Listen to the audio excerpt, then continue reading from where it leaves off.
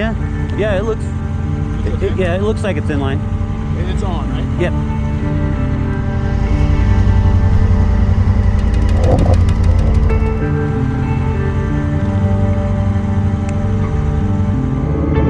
After 15 years, I'm finally back riding with my cousin once again.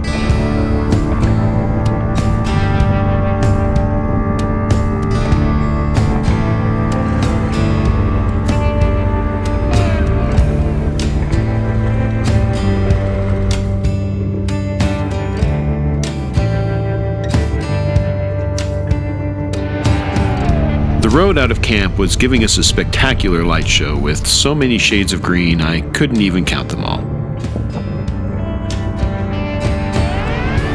A perfect send-off.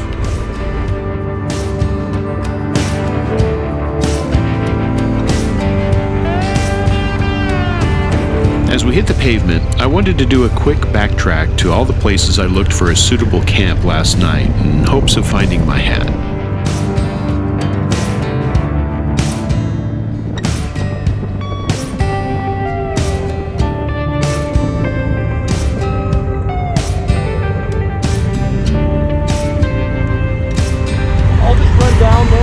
Okay.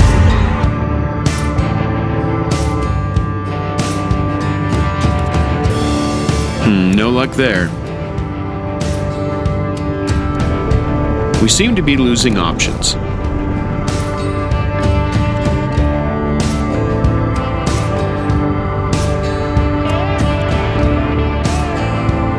Finally, we called off the search and began our long day's ride.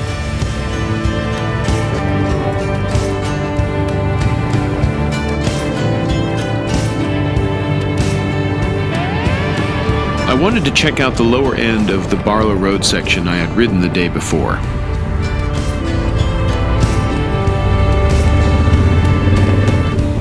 This trip was going to be mostly a scouting mission for hopefully lots of places we might want to explore in the future.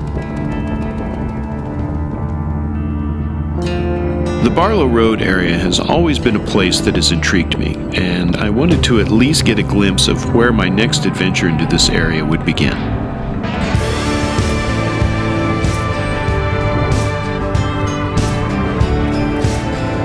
We unfortunately didn't have time to take a deep dive into the area today, but it was really cool to see where a future adventure might begin. Stay tuned.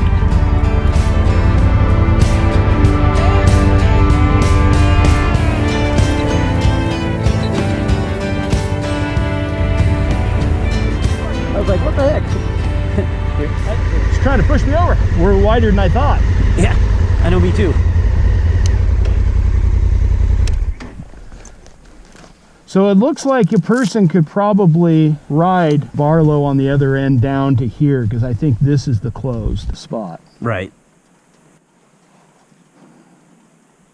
I don't trust this, that it's taking us where we want to go. So I just want to make sure. I'm not going to badmouth Garmin while I'm on the trip. Yeah. What was the close dates?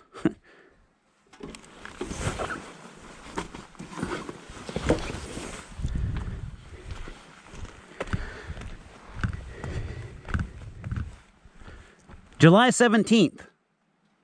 Oh, really? Yeah. So it just closed? Yeah. So the gates should be closed, but somebody moved them out of the way is my guess.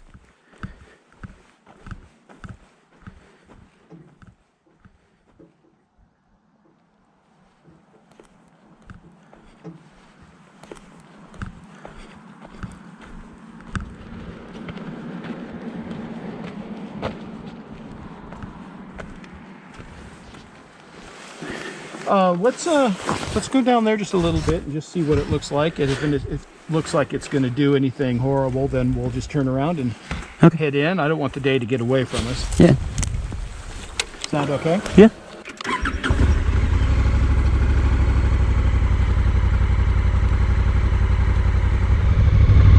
Time was getting away from us, with this being our longest planned day, but a quick look down the road was in order. The section of Barlow Road I had ridden earlier connected to the next road over rather than the part we were just looking at. Had I known that, I'm sure my curiosity would have gotten the best of me and I would have checked it out further. But that's what next time is for. We're close to what was referred to as Fort Deposit. Basically, construction of the road was halted in late 1845 with the coming winter, and a rough cabin was built to store all of the supplies for the next several months. Winters here in the Cascades can be tough with huge amounts of heavy snow. No one knows the exact location of the cabin, but it was around here somewhere. Time to hit the road and make some miles.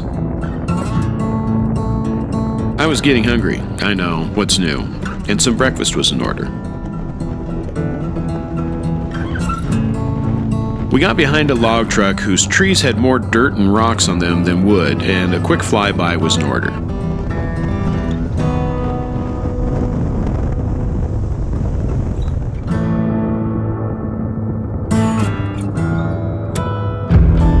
We were getting into fire season once again, and there were already large camps set up outside of the National Forest.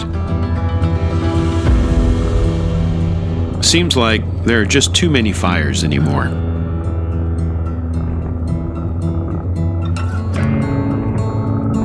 We headed into the small town of Womack, which is just east of what is known as the Barlow Gate, the first toll gate encountered by settlers on their way over the pass. If you're ever in the area, a stop at the stockyard is a must.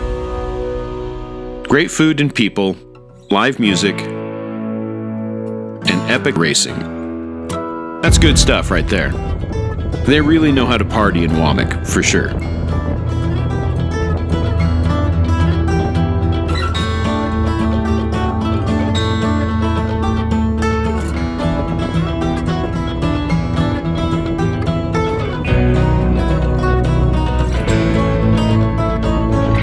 We decided to pass through Womack this time and head down to the road to Ty Valley instead, and Molly B's Diner.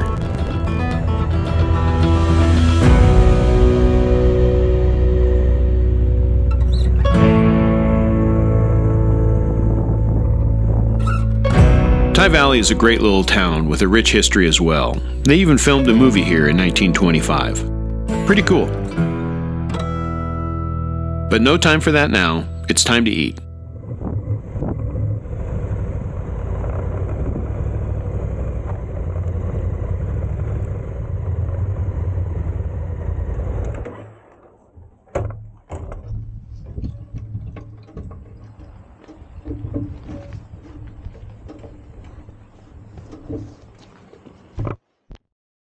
Now, I have to make a proclamation here and go on record. Molly B's is one of the best breakfast and comfort food places I've ever been to. I cannot recommend this place enough. If you're craving a country-style home-cooked breakfast, this is the place. They're only big enough to have a few tables, but what they lack in space, they make up for in flavor and hospitality.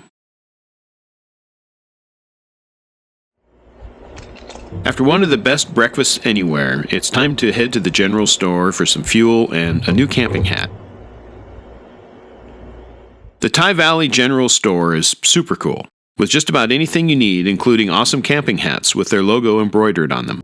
The store has been there for around 100 years, yet was almost wiped off the map when 2 fires the same year literally stopped at the edge of town. Severely too close for comfort. Luckily, they survived to fight another day.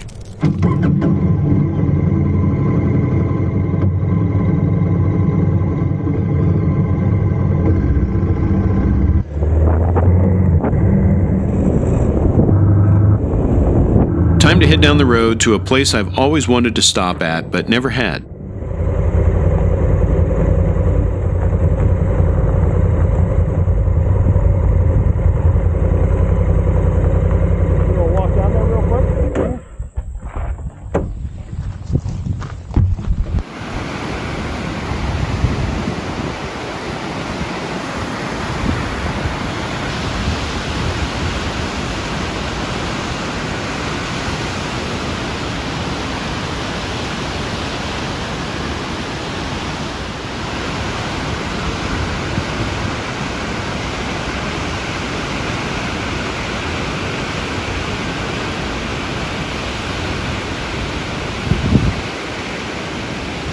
White River Falls is one of those magical places that's experienced a full circle in the last 150 years of progress.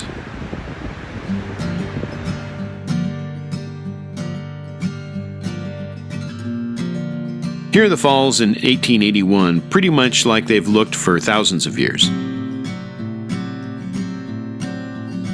By the late 1890s, a mill was built on the site and beginning to harness the power of the falls. By the early 1900s, a settling pond was created to help separate the glacier till that gives the river its color and name. Power from this plant was carried as far north as the Dalles, making it one of the earliest long-distance hydroelectric transmission projects in the country. The White River Falls power plant finally halted operations in 1963. However, ghosts of its past still remain.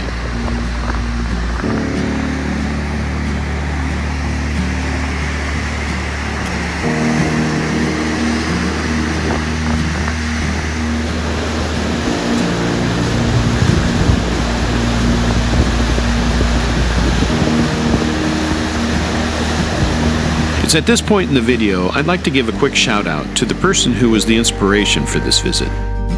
My friend Bob Woodward. Woody is one of those guys who's pretty much done it all. He even literally wrote the book on mountain biking and is a Mountain Bike Hall of Fame member. He's also equally adept in water-related sports as well, being a staple at the Olympics for decades. He's partied hard with some of the best. A world-class photographer, Bob and his buddies used to run these falls in their kayaks back in the day.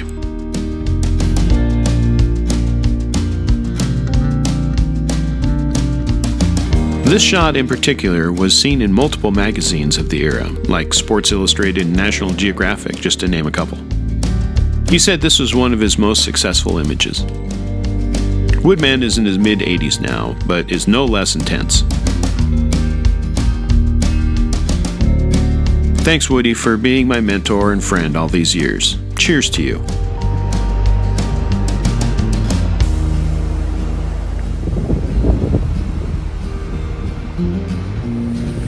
Well, the temperature was climbing to a little over 102 degrees now, and with all this gear on, I was starting to feel the effects of the heat. Time to get back on the road and into some moving air. We were now entering the lava canyons around the lower Deschutes River.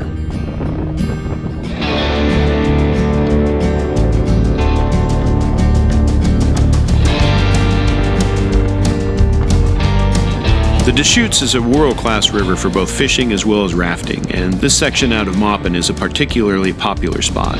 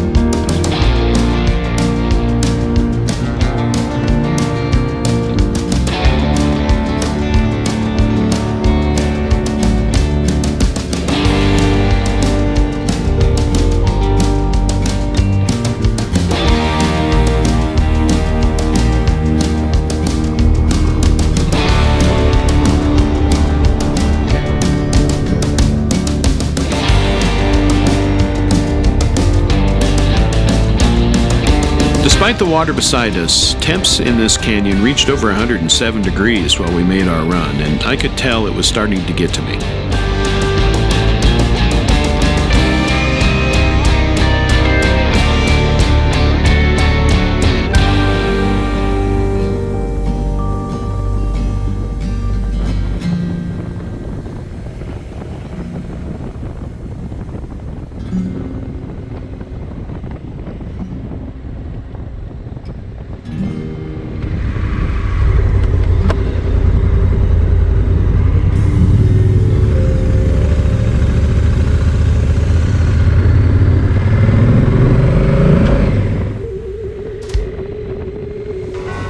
As we began to climb out of the river canyon, I was hoping the temps might drop a bit, but with a name like Bake Oven Road, I wasn't getting my hopes up too much.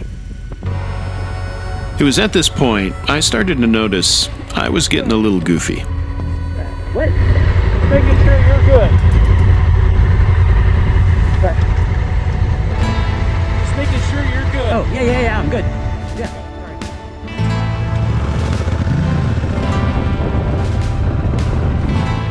The race across the highlands to Shaniko was on.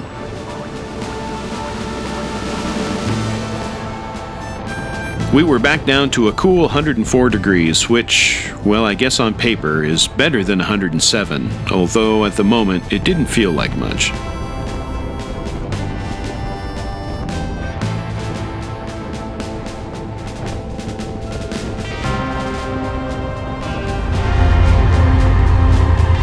We finally made it to Shaniko. Originally called Cross Hollow, Shaniko was finally incorporated in 1901.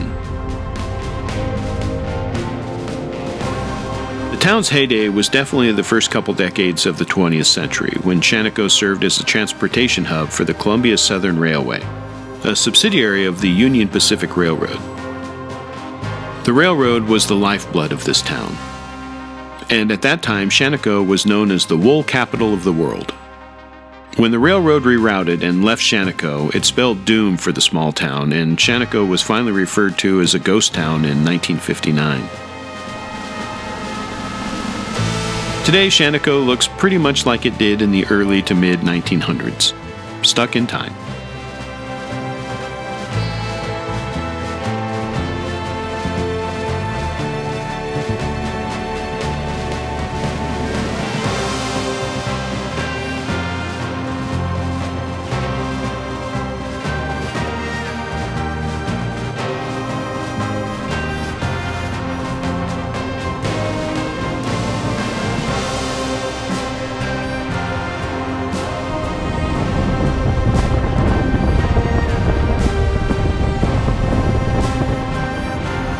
Outside of town is a little ribbon of asphalt that just beckons to be ridden.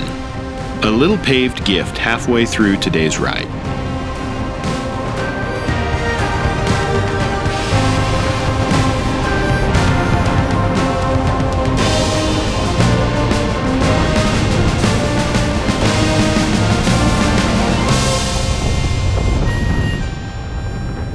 So far, pretty much all of the history of the areas we've ridden through sound like they should. Old West towns with Old West history. That is, until we get to Antelope, Oregon.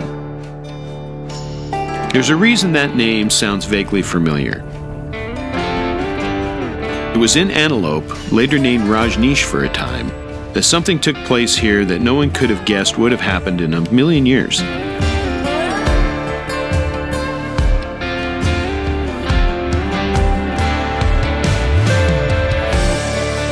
Back in 1981, the Bhagwan Sri Rajneesh, with increased tensions around the Pune ashram in India, set out to create a new ashram and decided to settle in rural central Oregon near the tiny town of Antelope. Rajneesh was viewed as a controversial figure at the time, in that he rejected all institutional religions, insisting spiritual experience could not be organized into any one system of religious dogma. He taught various meditation practices and advocated people should live fully in the world, but without attachment to it. Rajneesh's right hand was Ma Anand Sheela, who in the beginning was the official spokesperson for the Rajneesh movement. Sheela was definitely the driving force and muscle behind the organization. However, she became pretty much unhinged shortly after the Bhagwan's arrival in the U.S., being responsible for the first confirmed instance of chemical or biological warfare to have occurred in the United States by poisoning a local salad bar with salmonella and infecting over 750 people just to keep them from voting against her. In 1985, Sheela fled to Europe, and Rajneesh accused her of arson, wiretapping, mass poisonings, and attempted murder. She was arrested in West Germany in October of '85 and extradited back to the U.S., where she was sentenced to 3 20-year terms in federal prison, but only ultimately served 29 months. In 1999, she was convicted by a Swiss court for plotting to kill a U.S. federal prosecutor. She was found guilty, but sentenced to time served. Yeah, she was crazy. I have to say, I've met several ex-Rajneeshis, and just like most places in the world, 99% of people are good, salt-of-the-earth souls in meat suits, just trying their best to navigate this thing called life, and every one of them I've met were no exception to this general rule. After Rajneesh left the area, the ashram was partially dismantled, selling off many of the A-frame cabins that were built for the followers. One of those cabins happens to be Old Number 7 at Morrill County OHV, where Josh and I stayed back in 2010 on our Journey to Granite trip. Pretty cool. Since 1999, what remains of the ashram has been converted to a Christian summer camp.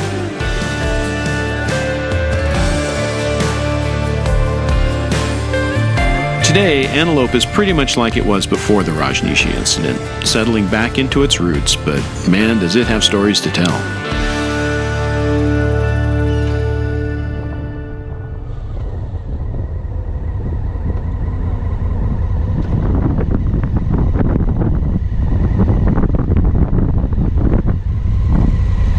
How you doing? Good. Should we bust on into Madras or Prineville? Yeah.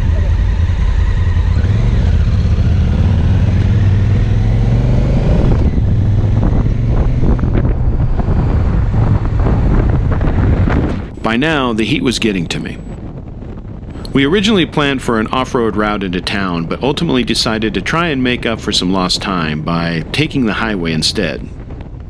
In hindsight, I think the off-road route would have been better. I don't like highways, but the decision was made. Once we got to town, we sought shelter in the comfort of a grocery store's AC, bought some cold drinks, and got ready for the last stretch into the cooler temps of the Ochigo Mountains.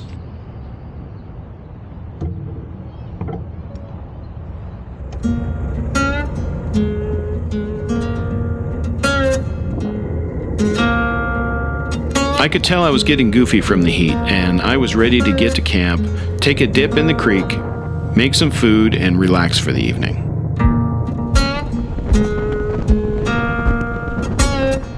We passed the same intersection we went through 15 years ago, and this time around I felt myself wishing we had at least a little of that rain now that we had last time through.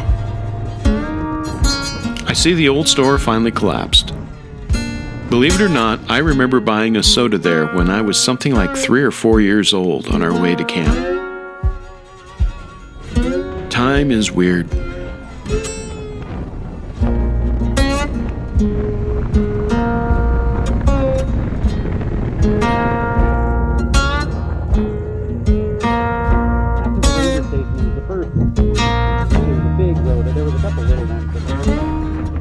Evidence of the area's old mining past is on full display around here.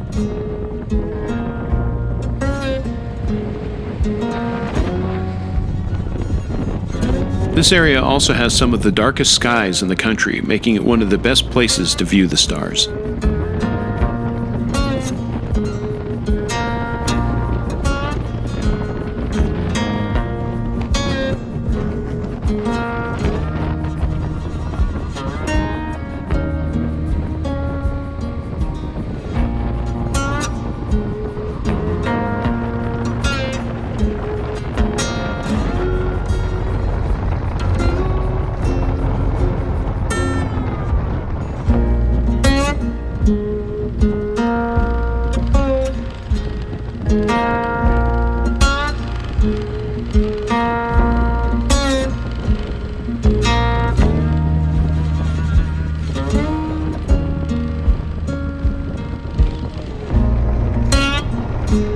Definitely not one of the smoothest roads around.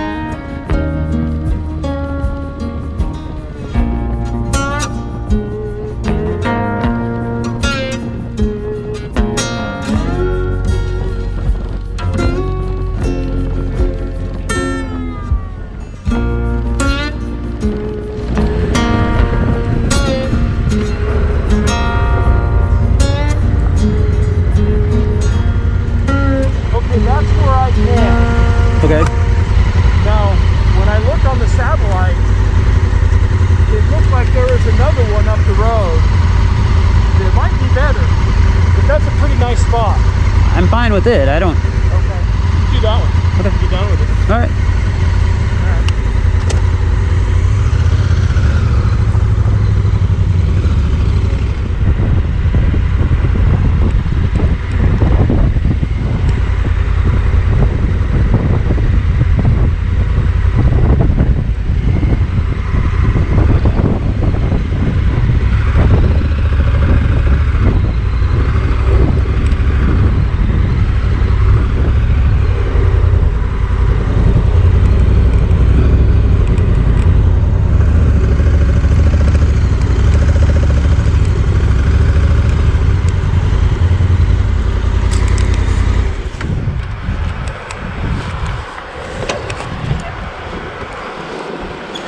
I'm home. If we would have gotten eggs, they would have been scrambled on that road. Yeah, this is a nice little camp. There's a creek right there. Well, I know I've said it several times already, but thanks for doing this. Yeah, this was Bill's camp kit. Oh, okay. The silverware. He bought this stuff for like elk camp. Like the last time he went elk hunting. It's a spatula, a fork, and a spoon. Right. And so I try and use it. Yeah. One burrito for your other short shells. Well, that's, yeah. I ate half of it, made a burrito, and I thought I'm not going to be a glutton and make two of them because I had two of the shells. Yeah. But I ate the rest of the meat. Never stayed there. Oh, okay. Never knocked the pan off the stove before. No problem. I always wonder, when's going to be the first time? You don't want it to document you eating 6 free tacos? I documented mine yesterday. It's pretty impressive.